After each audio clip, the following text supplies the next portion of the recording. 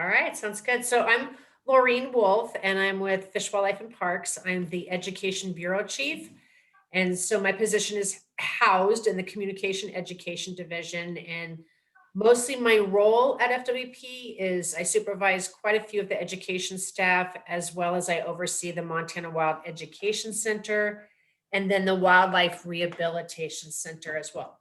And I know that maybe Dave, maybe somebody, the other people on the call here today, you may have had some programs with either Corey or Sarah or Allie. Those are all folks that I work with or supervise. So that's sort of my role. And then today, what I'm going to do is I'm going to talk a little bit about the science behind wildlife management. And hopefully after you get done watching this presentation, you'll have a better understanding of the work that we do at Fish, Wildlife, and Parks, how our wildlife management works, and then we'll open it up for any questions you may have. So, but before I get started, if you guys, for those people that are on the call, if you could just briefly introduce yourself, that would be great. Okay, well, I am Maria Murphy, and I'm with Area 4 Agency on Aging, and currently I'm teaching their evidence-based classes. Great, thanks, Maria. And sorry about my cat meowing in the background. I didn't realize I was No problem. And I'm Michelle. I'm the Education and Outreach Coordinator for the Area 4 Agency on Aging. And Maria and I teach those evidence-based classes together. Great. I'm Dave Johnson. I'm retired from the Geological Survey and worked with a few of yours. I can't remember the names and stuff of the people. Most of them was down out of Bozeman. Gotcha. So some of this stuff that I'm talking about today, you might already be familiar with, but if nothing else, I think there's some pretty great photos in here. I have a couple really good videos, and so hopefully you'll get a little bit more out of it too. And then obviously at the end, I'll open it up for any questions you might have. And I can't see who's on the call right now because my PowerPoint's up. Is there anybody else, Maria, that needs to introduce themselves or? Sorry, that's it for now. I think we might have one Okay. other joining us soon. Okay, good. Then I'll just go ahead and get started. Okay, so the title of this presentation is The Science Behind Wildlife Management. You can see here from this photo, this is a shot, and you'll see this photo again later in the presentation.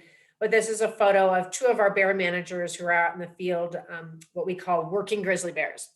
And I'll talk a little bit more about what they're specifically doing. But before I get started with some of the presentation, I always like to show this video because this is a video that we did a few years ago that we actually produced it to show to legislators, just legislators, just for them to get a sense of the work we do. But what I really love about it is it just really, I think, does a great job of also showing how lucky we are to live in Montana, and how, you know, this state is really built on its natural resources. And by that, I mean, if you look at our heritage and all the people that came before us and the work that they've done to make sure that we have these resources available for not just us today, but also future generations. So I'm going to show it to you. I will apologize. The music can get a little bit much, but I think it's pretty cool.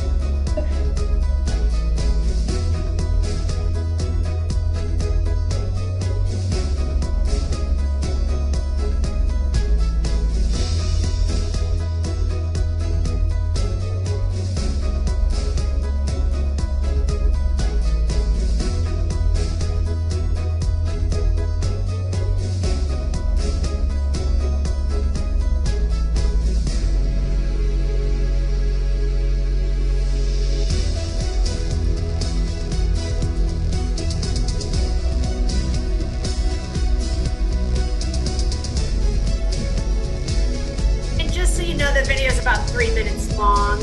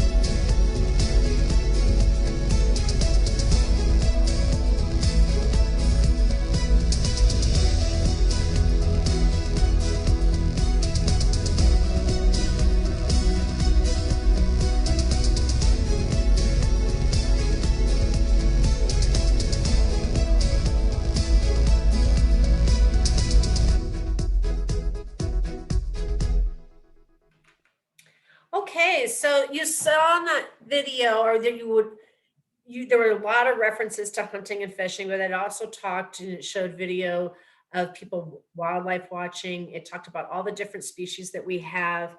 But what I really enjoyed about that video is one, that it showed people, recreating in a multitude of ways, but also additionally, it went into great description about how much of our wildlife lives on private lands. And so when I'm talking about FWP is responsible for the management of our state's fish and wildlife, please understand that it is not just us. So we are mandated to do that. That's sort of our big responsibility, that overarching responsibility. However, what that means is that we partner with a lot of other organizations to bring this, to manage our state's fish and wildlife, and also with a lot of actual Montanans. So because so much of our wildlife lives on people's private land, we're always consistently and continuously trying to build those relationships with private landowners. But it did have a lot of references to hunters and anglers, and that's because that's how we're primarily funded. So we do not get any general funds, no taxpayer dollars. We rely mostly on hunting and fishing licenses to support the work we do. There's also some federal excise taxes out there on sporting equipment. And then we are also given a certain amount of those PR dollars every year as well. However, a big focus of ours is outdoor recreation, and we recognize that people connect to the outdoors in a multitude of ways. It's not just through hunting and fishing. I mean, you can go out on any given day in Montana and you'll see people enjoying the outdoors.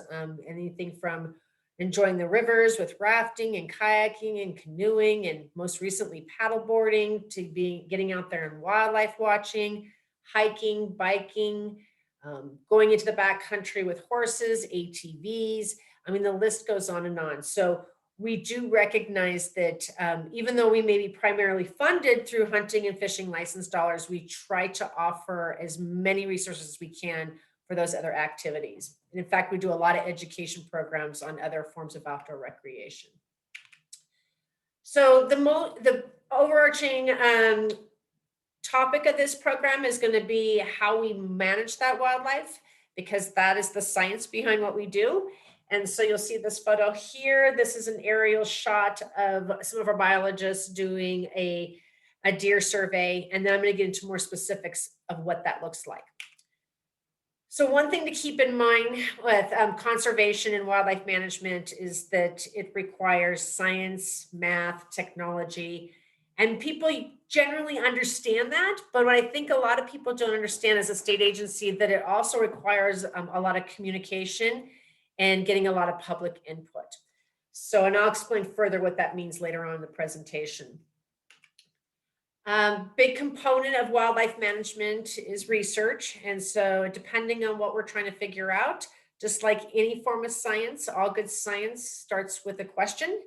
And over the last 40 or 50 years, we have been working pretty hard at reestablishing some of our wildlife populations, doing a lot of recovery work. And as of now, today, we have a lot of populations that have rebounded. So initially, a lot of times we were focusing on, learning more about their behavior, their characteristics. We wanted to figure out how many are there. I mean, we really didn't know to a large degree, how many young they're having, how many are surviving, how many are dying, where are they living, where do they move to? And they use this word disperse, but our wildlife doesn't always stay put in one particular territory or home range. What is their general health? Are these healthy populations? And then also, what is their role in the environment? What is their niche? What is their job? Why are they important to that particular ecosystem? And then now we are spending a lot of time, because our populations have rebounded so much, is how are we going to manage these healthy populations? And then as a result, because we have so much more wildlife on the landscape, and in addition, as most of you understand, we have a lot more humans, particularly in the last few years, we've had more people moving into Montana, is how do we now manage that potential for human and wildlife conflict? So to give you an example, we have bear managers that have been with us for 30 plus years that initially in their career, they started off focusing a lot on recovering grizzly bears, recovering that species, and learning a lot about some of those things that you see listed here, learning about their behavior, their characteristics, where are they moving to, where are they living. But now, because our grizzly bear population has increased so much, as well as their distribution, many of those same exact managers are now spending a lot of their time managing human bear conflict. And I'll get a little bit into that later on. So we have our wildlife division, but we also have our fisheries division. So both of them are managing either fish or wildlife. And so in our fisheries division, their work is sort of similar to the wildlife biologists, but a little bit different because obviously they're doing a lot of their work and research on the water. And so I'm just going to kind of show you some of the tools of the trade here. This right here is a large net that they will place in a river or pond, and then they'll leave that net for a period of time, come back, bring the net up, and they'll do fish counts. And so a lot of these surveys that they're doing, these fish surveys, is what determines our inner fishing regulations. And so they may go out to a lake, they may do this fish survey, and they discover, wow, it doesn't seem like there are as many cutthroat this year, or there's not as many bass. So let's take a look at this. And maybe we need to lower the number as in terms of harvesting and how many you can catch and keep in that particular body of water. So that's sort of where the fishing regulations come about, is from some of these fish surveys. I'm going to show you a video because this is another type of fish survey. And they do this a lot on the Sun River and other rivers, and it involves snorkeling, and it's pretty cool. But I like this video, and it's a short one. It's only about 1.5 minutes. And there is talking in here too. So if you are visually impaired, you should be able to get a good sense of what they're doing. Each summer, Montana fish biologists put on dry suits, strap on masks, and peer into fish creeks, chilly waters. We tend to use snorkel surveys in instances where we can't really use electrofishing to monitor fish populations. And what we need to have is streams that are very clear for visibility. And also they tend to be areas that are really sterile and don't really mesh well with electrofishing techniques. It is a fairly simple endeavor. Float along a section of river and count every fish you see. That is until you come to a big pool. Just being able to count them correctly with the fish moving around and some of them spooking, sometimes it's tough to get a count that fast. But other than that, as long as you do it systematically and cover the whole stream width, it's a pretty accurate way to count fish populations. The accuracy of snorkel surveys is equivalent to other fish monitoring methods, but immersing oneself in this underwater world brings a whole other perspective. You can't beat it. It's a whole different world. I mean, I don't think you really appreciate what's going on under the surface until you get a mask on your face and get in there with them and really see what's happening. This experience has led some anglers to ditch their rod and reel for a snorkel and mask. Winston Greeley, underwater with Montana's fish, wildlife, and parks. Okay, and so another thing that our fisheries division is responsible for is stocking some of our lakes and ponds. So here in Montana, we do not stock rivers or streams. We haven't done that in many, many years. We really want that to be for native fish, but we will stock some of these ponds and lakes. So like, for example, here in Helena, Spring Meadow Lake over here where we're at, they do stock that every late fall. And they do it in different methods, but this is one method, is that you'll see here this helicopter, and then there's these little slots, and you can fill those slots with fish, and then they'll find that lake or stream lake or pond that they want to stock, and they can just release that hatch, and all of the fish dump into that body of water. So then we also have our wildlife division, and so the science is a little bit different, but not much. I mean, they're still trying to figure out, how populations are doing, what the numbers are, where these populations are living, but just sometimes the methods may obviously be a little bit different in terms of doing that research. So here is a photo you'll see here. We have 2 wolf biologists that have captured a wolf, and they'll usually do that through lake hold snares or through traps, and I'll show you some photos of that. And here you can see that the wolf is sedated, and they are starting to do things like take measurements, take some blood work, and then you'll see the one biologist has a collar in his hand, and I'll explain what those collars are in just a little bit. This is another method of two. Sometimes they will use leg hold snares or, leg traps, but then they also have culvert traps.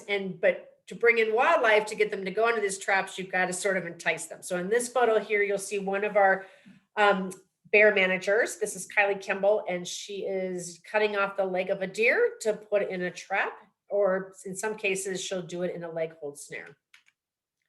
This is a video of one of those traps that I was telling you about for bears. It's called a culvert trap.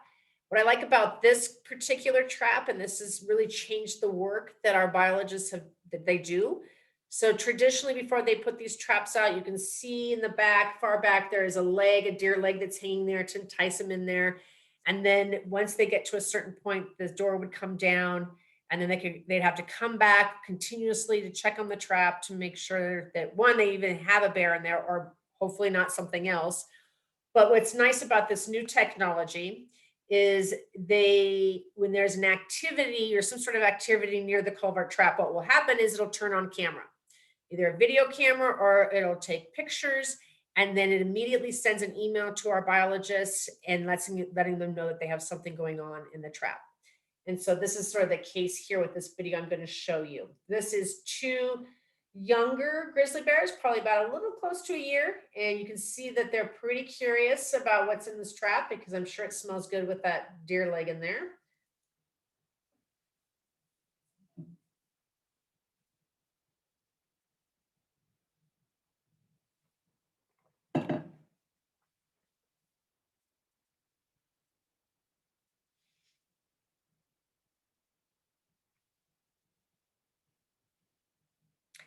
And you can see the one cub ran off. This one's still curious, wants to get in there, but very suspicious and also wary of it. And he decides, no, thank you. And that's typically what happens a lot. So it's hard work. You're not always successful when you're trying to trap these critters. Many of them, particularly certain species, are really intelligent, and they don't always, and if they've been caught in one of these traps before, they're even more leery. So here is another photo of that same bear manager, Kylie Kimball, and you can see she has in her hands in the woods, she is setting up a leg hole snare. And she will use bait in this instance too as well to bring in the bear. And then once it gets close enough, it'll get in the snare and snare the bear. And then this other photo that you'll see next to her is Abby Nelson, and she was a former wolf biologist with us. And so she is actually setting up a trap. And so this is for wolves. And these traps that she uses are rubberized. And so what she'll do is she'll set up a trap line, then she'll go away, but she does not have that kind of technology like with those culvert traps. And she has to come back quite frequently every day to check these traps. And often, as she tells me, there's not very much in the traps, because wolves are like bears. They're pretty intelligent, and they rarely are easy to catch in a trap. So here is also, you can see it's hard to tell in this photo, but this bear is actually caught in a leg hold snare. So when they come back after catching it in a leg hold snare, they will dart it. And that will start it to be, get the sedation on board. And so they do the same thing for wolves. So if the wolf is caught in the trap, they'll dart it, and then they'll wait till that animal is sedated before they start to work on it and gathering information or gathering data. So all good science starts with a good question, and you're trying to answer that question, and you collect data in that process to hopefully get some answers for yourself. So in this case, they wait till the animal is sedated, because as you know, wildlife comes with some really good weapons. You can see in this photo here of these two grizzly bears that are sedated, and you can see those claws, they have sharp teeth, and just about any animal can do a lot of damage to one of our biologists if they don't have it sedated. Even if it's an elk, those hooves are pretty strong. So they always are typically sedating animals before they start to do any kind of work. And you can see in this photo, what they're doing is they're collecting hair samples. but you can see that they have like an oxygen tank set up and oxygen is being given to the bears. They also are monitoring their vitals because the drugs that these animals are sedated with can sometimes be hard on their system. So they want to make sure that they're constantly keeping an eye on their body temperature, their oxygen levels, their heart rates. In case something goes wrong, they can either reverse it, or in some cases, like let's say their temperature goes up, they can cool that animal down. And then you can see in here in this photo, this just shows where they are using some intravenous fluids. And in this case, they're just making sure that that bear, I think this is a bear, maybe it's a wolf, I can't tell in the photo, but making sure they stay hydrated, particularly on a hot day. In this photo, you can see they're just collecting data, information, and in this case, they're collecting measurements, and often they can tell the health of an animal by, how big it is and the measurements, and they can also tell sometimes the age. In this photo right here, you'll see that just like when you take your animal to the vet, and the vet is taking the temperature of your dog or your cat, our biologists are doing the same thing with these animals. And mostly it's just to make sure that they're keeping an eye on how the animal's doing under sedation. So in this case, you have a mountain lion and they're taking the temperature to making sure that it's not overheating or getting too cold.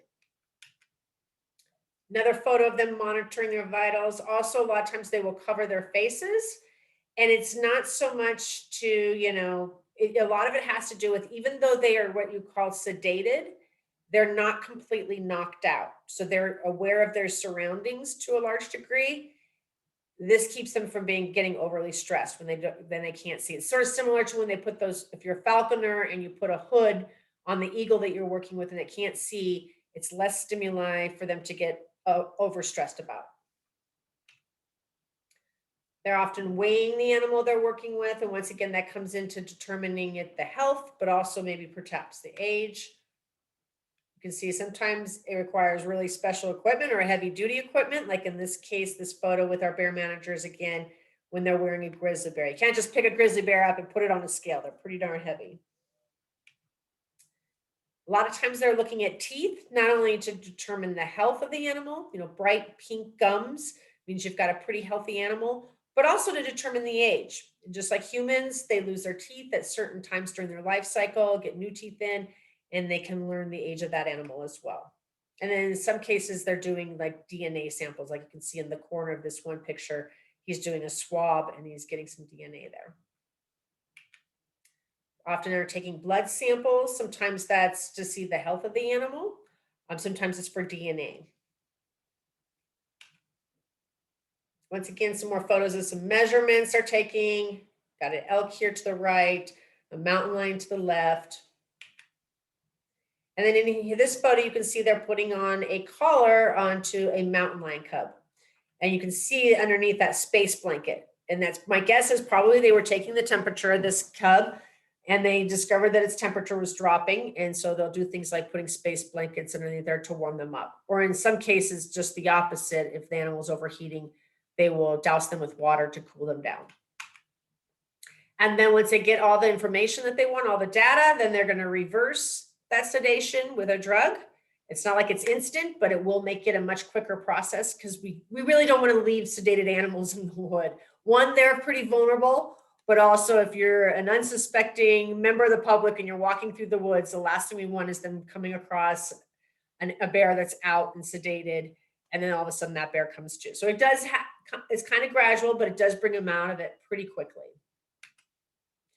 Then often we're not just getting and collecting data, but we want to monitor that animal into the future. And so they're either get a collar, or if they're a younger animal, they might get a radio tag in their ear. If it's like a bird, you might get a bird band on your wrist. And the idea is that we'll be able to not only track whether they're surviving or dying, but also what their movements are and where they're living. And in many cases, how many young they're having. So in the case of like grizzly bears, we've been doing a project where we monitor them through not just old school telemetry, which is something we used a long time ago, but the technology has increased so much over the last several years. We do a lot of it through GPS collars. So we can tell exactly where that bear is at any given time by just opening up the computer screen and that software and picking that bear, and we kind of know what's going on.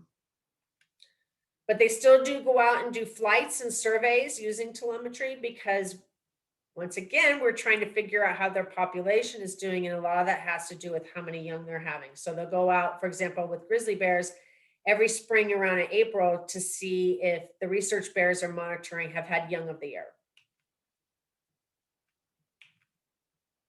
And in this photo, you'll see that they have, bear number 195, and oh, look, she's had 2 cubs of the year.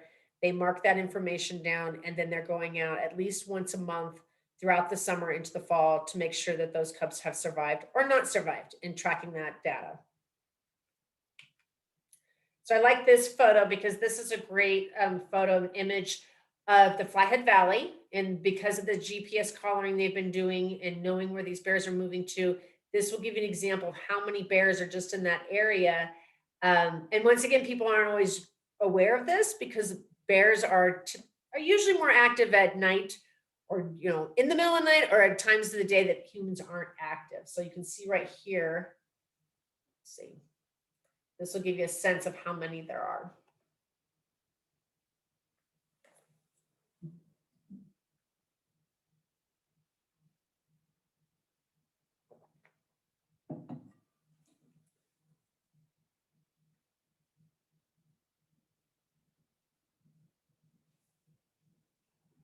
And using the same technology, it was about 5 years ago, we were able to determine that we had a bear that was swimming across Flathead Lake all summer long and had put on quite a few miles swimming.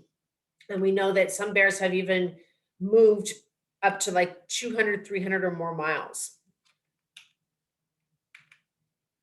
Aside from tracking populations, sometimes they're trying to increase populations through what they call augmentation, and really what it is, or translocation, is taking animals from one population and transplanting them to another area to either increase that existing population that's already there or perhaps start a new one. And so this is the case where you see right here with a bighorn sheep. So we did transplant some bighorn sheep into another population and started some new ones as well. And you can see this photo right here. Once again, it's sedated, obviously, but it's got its eyes covered just to reduce the stress. They get it into the new location, and you can see in this photo, yes, there are FWP staff, but we rely pretty heavily on either other partner organizations to help us with this work, or in some cases, many cases, volunteers that come out on these days and help us get the animals relocated, do counts, measurements, all that good stuff. So here you'll see a photo. I know it looks kind of gruesome. You just have a head that's been removed sitting on a table. It's a bighorn sheep. But in the photo, you'll see Jennifer Ramsey. She is our state veterinarian. And sometimes we will send animals to her, a lot of times actually, when we're not really sure what's going on. So she does what's similar to what we do with humans when they die. You do autopsies. Well, with animals, they do necropsies. And we can find out a lot of information by doing this. And so in this case with bighorn sheep, Jennifer is doing a necropsy. And she was doing it because a period of time a while ago, we had a lot of our sheep dying off, and it was really impacting their populations. And so through her work, we were able to determine that these bighorn sheep were contracting pneumonia. And so sometimes we'll also, in the case where we have an animal that's been poached, or we have an animal like recently, like a grizzly bear that was killed and we're not really sure what happened, that animal will go to Jennifer and she'll do a necropsy on it, and she can determine a lot through that process. So here's another video, short video I'll show you on wolves and managing wolves. Montana's wolf biologists face many challenges in managing the state's wolves. Wolves is pretty challenging because the wolf population has grown really quickly, too. So we as an agency are learning too, because we just are new to management. We're only in our 3rd harvest season. We just finished our 1st trapping season. Monitoring wolves is a crucial component in wolf management, but the primary method of trapping and radio collaring a wolf can be a challenge. If we get one collar out, 1 or 2 a month, we're doing pretty good. But those collars are really valuable. Getting a collar in a pack now, gives us the ability to monitor the movements of the entire pack. Biologists also use other monitoring methods, One new technique places remote cameras in well-known wolf locations. This allows biologists to learn more in their year-long process. Advantages is at the end of the year, we're going to have more population data. And for wolves, it's really a year-long survey effort. So we're collecting data the entire year. Even with these management challenges, wolf biologists strive to find a balance for wolves on the landscape. I think one of the most important things that Fish, Wildlife, and Parks does for all wildlife is try to make a place for wildlife on the landscape. And we're trying to fit wolves into the model just like we do mountain lions and black bears and have a season on them. And that allows people to be a part of the management as well. Winston Greeley, out among Montana's fish, wildlife, and parks. So some other things that our wolf biologists do, like I said, the work can be different, but sometimes they do den investigations just to kind of figure out maybe if that den was used and if that pack has had a litter for the year. They do howling surveys. So they literally are howling and seeing if the wolves are howling back, and they can get an idea if a pack lives in that area. But more recently, we've sort of moved to not doing so much as far as putting out trap lines and everything, is we're relying a lot on hunter observations to manage these populations. And so we've kind of moved towards this, what they call the POM method. And we are learning a lot. We kind of test ran it, and we discovered that the information that we were getting through this route was just as valid, if not more valid, than actually putting down actual trap lines. So we've kind of moved away from that, because as you can imagine, this is a lot less labor intensive and a lot less expensive. Here's some other, like this is another example of involving hunters. So we do have mountain lion hunters who will go out for us and just do what they do, and they'll tree a mountain lion and they'll shoot this dart that you see in the far right corner that collects DNA that drops off the animal. They stick it in an envelope and then they send it to our wildlife biologists. So some of the challenges of wildlife management. Like I said, the big one right now for us is human wildlife conflict and reducing that. The cost and impacts, it's expensive sometimes to do this. And then just also all the different viewpoints that are out there. So we manage the fish and wildlife for all of Montana. And with that, a lot of people have different viewpoints on it. And so we've got to try to balance that and manage that. So what that means is there's really no single recipe. And so, like, for example, if you're a wolf biologist in the Dillon area, your job is going to be very different than if you're a wolf biologist like up by the Bob Marshall or in an area that has less people living on the landscape or less livestock. There's just no single recipe for this. So how do we manage human-wild conflict? We do a lot of education programs, working with landowners, working with recreationists on how to avoid having conflict with animals. But it does occur. And so that's one of the big issues that we're having right now with bears is livestock depredation, which means killing of livestock. So you can see here in this photo right here, this is a calf that has been, was a result of a bear depredation. And then, just getting into people's trash, people not properly securing their trash, or other attractants. That's a big issue with bears, whether it's their chicken coops and not using electric wire, or just really honestly not even putting their trash away. And sometimes even in the case like you see in this photo, just piles of trash.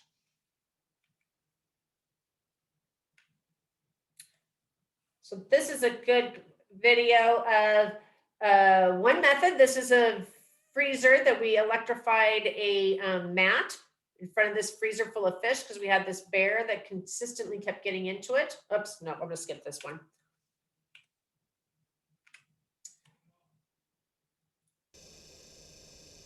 And this bear had been getting into this freezer, and so we came out there, set this up. You can see her coming in with her cub.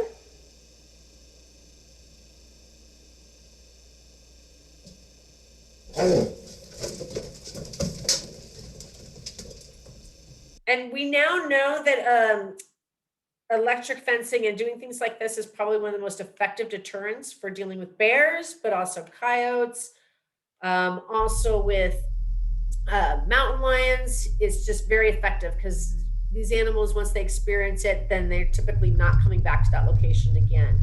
This is another method, is once we have an animal that's being a problem bear, we will release it and then we'll do some hazing. So in this case, you can see this bear running off and you'll start to hear some firecrackers, fire shots being shot off, yelling.